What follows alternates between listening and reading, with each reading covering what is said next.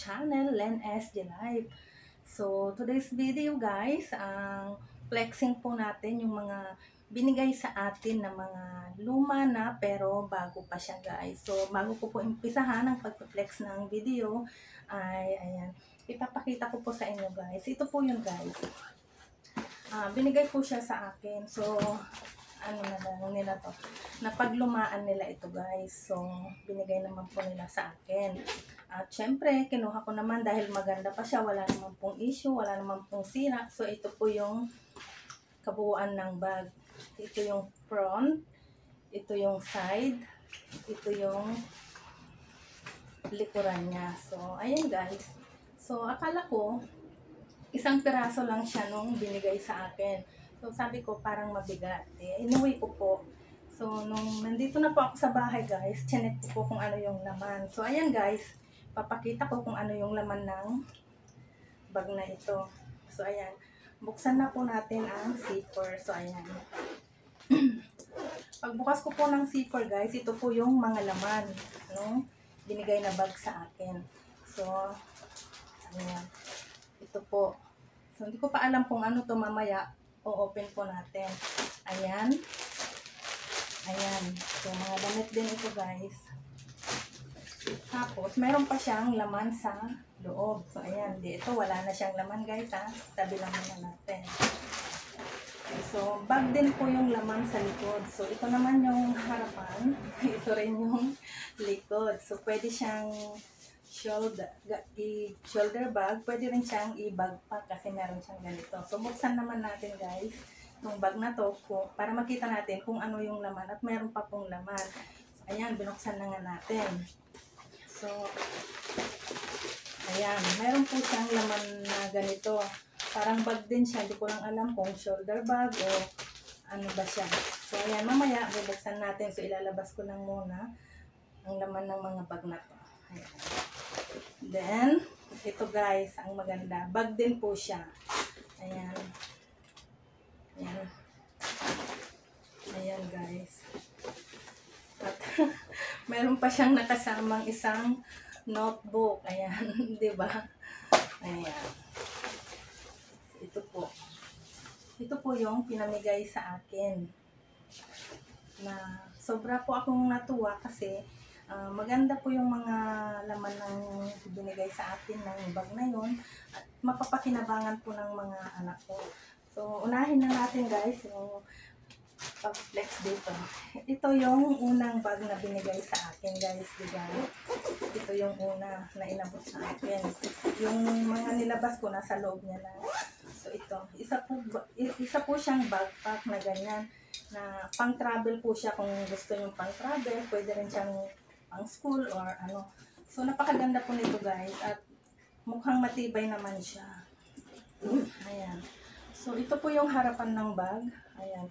Napakarami po niyang compartment, mga zipper, ganyan. So, dito, ayan. May mga lagayan ng maliliit na abubot. So, dito, mayroon din. Ayan, mayroon din siya yan. So, dito, sa second row, mayroon din siyang packet. So, ayan. Ito po yung packet. Ayan. Pwede ka rin dito maglagay ng mga abubot mo. Ayan.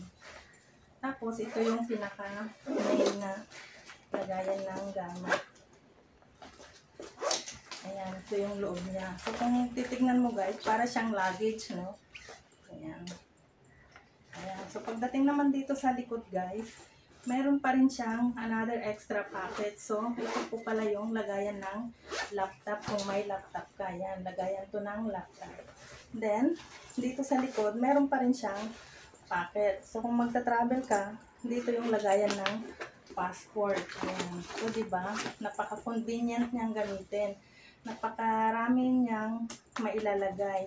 So, dito na yung passport, laptop, yung mga gamit mo. So, ayan, yung loob niya guys, marami pa rin siyang packet. Oh. Ayan, kung nakita nyo, may mga packet din siya dyan. As dito, mayroon pa rin siyang mga packet.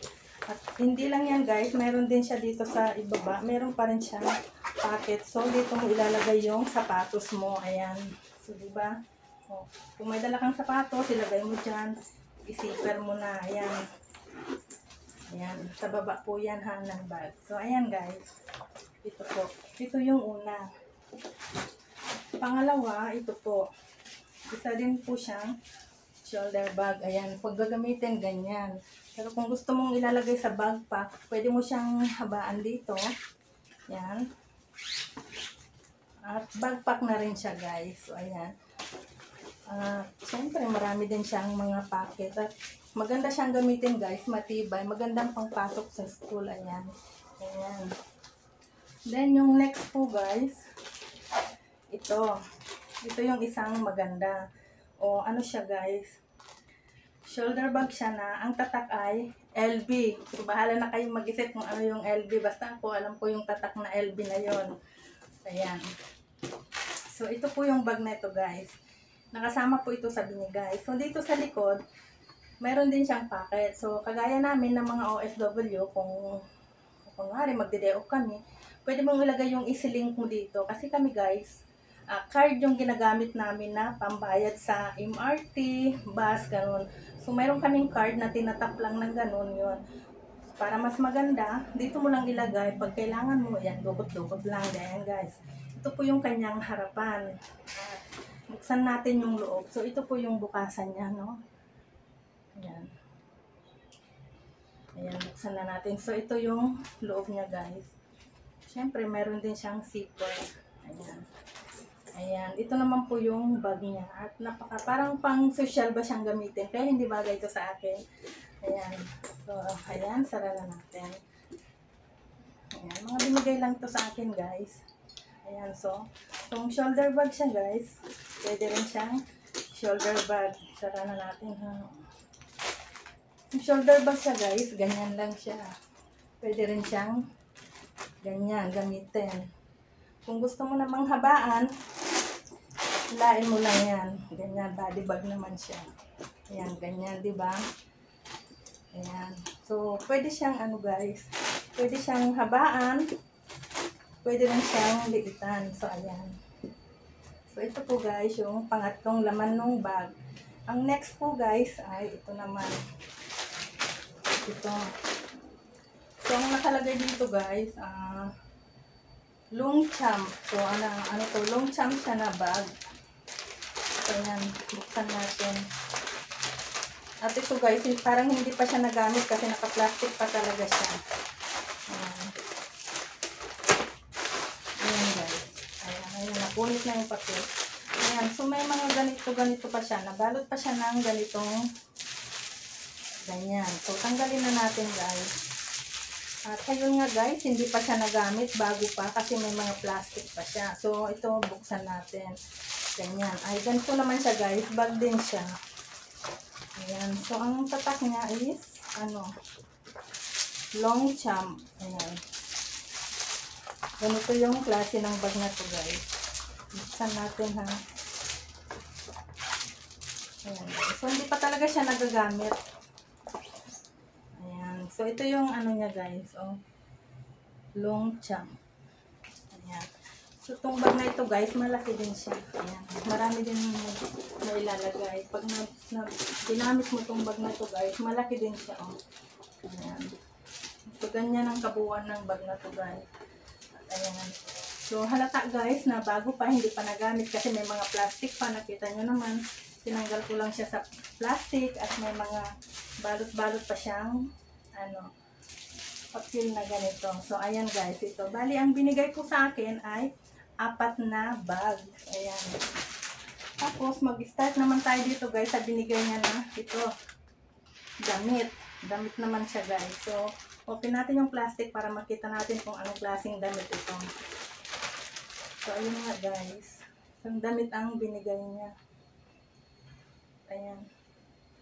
Ayan, nakita nyo naman guys, ang ganda. At bago pa talaga dahil mayroon pa siyang price tag.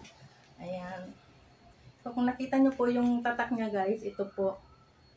Bonito. Love Bonito. Ayan. So, ito po yung brand nung nagbigay sa akin. So, mga hindi niya pa nagagamit tong mga damit na to guys. Kasi sa sobrang dami niyang gamit, mga damit, bag, ganyan. So, hindi niya na siguro nagagamit lahat. Pero nagtaka naman ako guys kasi nga bago pa, baka ang sabi ko, baka hindi niya pa ito nabubuksan at naikarga niya lang sa bag na binigay niya sa akin. Kaya tinanong ko sa kanya, sabi ko, ma'am, yung binigay niyo pong bag sa akin, ano pala yun, 4 na piraso, sabi ko. At mayroon pong naka-plastic pa at may mga hantag pa, sabi ko. So, sinend ko sa kanya yung photo guys, para kung na mali siya nang bigay sa akin, ihahatid ko po. So, sabi niya sa akin, hindi, para sa mga anak mo yan, sabi niya. So, ano naman guys, natuwa naman ako. So, para kung naiyak ba yung parang tears of joy kasi ganyan. Yung iniisip niya, may anak daw akong mga dalaga, magagamit ito ng mga anak ko. So, ayan guys, oh. Ayan. Ang ganda, di ba? Ayan. Tapos yung isa naman guys, ito din. Damit din siya. So, ayan. Damit din siya guys. So, isa naman siyang long dress. Ayan. So, kung nakikita nyo guys, may mga hantag pa talaga siya. At same brand lang po siya na Love Bonito. Ayan. Ayan po yung brand ng damit. So, kung makikita nyo guys, long dress din siya na pang sexy talaga. At alam, nakita nyo may mga butas-butas pa sa likod. Ayan. So, ayan. At talagang magagamit ito ng mga anak ko. Kasi yung anak ko guys, 2 babae, isang 19 at saka isang 14 years old. At mga matatangkad naman yung anak ko, kaya tamang-tama lang yan sa kanila guys. So, ayan. Hanggang dito na lang po guys yung pagbabahagi ko sa mga na-receive ko na blessing mula sa mga mababait na tao na binigay sa akin ni Lord. Kaya sobra-sobra po akong nagpapasalamat kay Lord dahil po sa mga binibigay niyang mga mababait na tao para sa akin. Ayan. So, ayan guys. Maraming salamat po sa inyong panunood sa aking pinahaging luma na bago pa. So, hanggang dito na lang guys. Bye!